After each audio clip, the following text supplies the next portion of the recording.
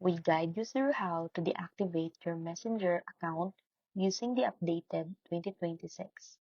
So first, open your Facebook app since Messenger deactivation is now linked there. Tap your profile picture, scroll down, and go to Settings and Privacy. Then tap Settings. Next, find and select Account Center, then tap Personal Details.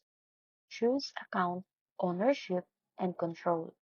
Then tap Deactivation or Deletion. Select your Facebook account connected to Messenger, then choose Deactivate Account. This will also deactivate Messenger.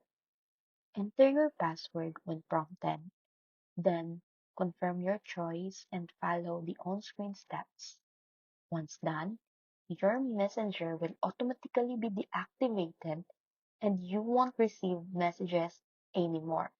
If you want to reactivate it in the future, just log back into your Facebook or Messenger anytime.